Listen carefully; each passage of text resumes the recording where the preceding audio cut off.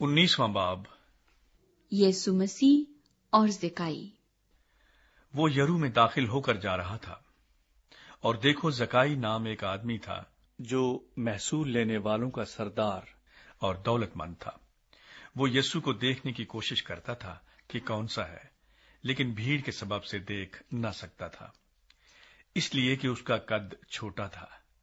बस उसे देखने के लिए आगे दौड़कर एक गूलर के पेड़ पर चढ़ गया, क्योंकि वो उसी राह से जाने को था। जब यीशु उस जगह पहुंचा तो ऊपर निगाह करके उससे कहा, आए ज़काई, जल्द उतर आ, क्योंकि आज मुझे तेरे घर रहना जरूर है। वो जल्द उतरकर उसको खुशी से अपने घर ले गया। जब लोगों ने ये देखा तो सब बुड़बुड़ा कर कहने लगे कि वो तो एक गुनाहगार शख्स के हां जा उतरा। और ज़काई ने खड़े होकर खुदावंद से कहा, अय खुदावंद, देख, मैं अपना आधा माल गरीबों को देता हूं, और अगर किसी का कुछ नाहक ले लिया है तो उसको चौगुना अदा करता हूं। यीशु ने उससे कहा, आज इस घर में नजात आई है, इसलिए कि ये भी अब्राहम का बेटा है, क्योंकि इब्ने आदम खोए हुओं को ढूंढने और नजात देने आया है। अशरफियों की तमसील। जब वो इन बातों को सुन रहे थे तो उसने एक तमसील भी कही, इसलिए कि यरूशलेम के नजदीक था और वो गुमान करते थे कि खुदा की बादशाही अभी जाहिर हुआ चाहती है। बस उसने कहा कि एक अमीर दूर दराज मुल्क को चला ताकि बादशाही हासिल करके फिर आए।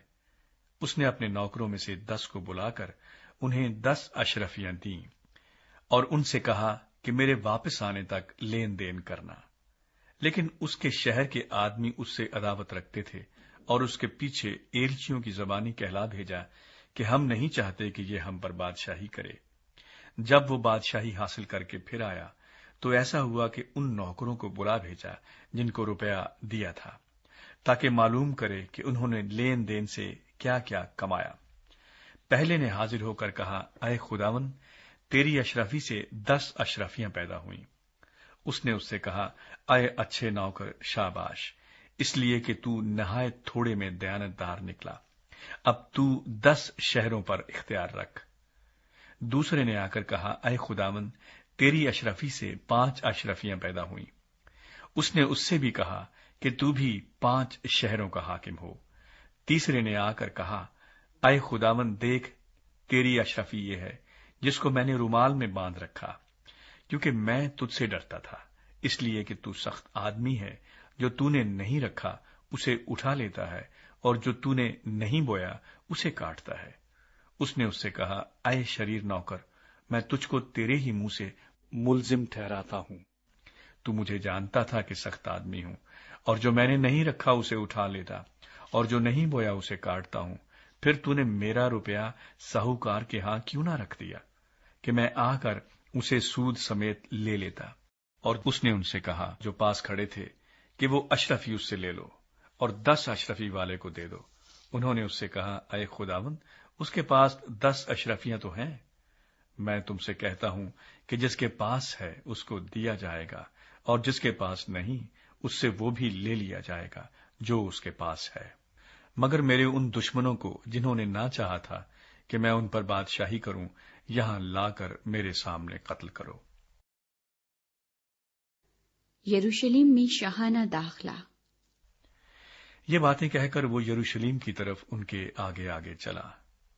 जब वो उस पहाड़ पर जो जैतून का कहलाता है, बैतफिगे और बैत अनिया के नजदीक पहुंचा, तो ऐसा हुआ कि उसने शागिर्दों में से 2 को ये कहकर भेजा कि सामने के गांव में जाओ, और उसमें दाखिल होते ही एक गधी का बच्चा बंधा हुआ मिलेगा जिस पर कभी कोई आदमी सवार नहीं हुआ, उसे खोल लाओ।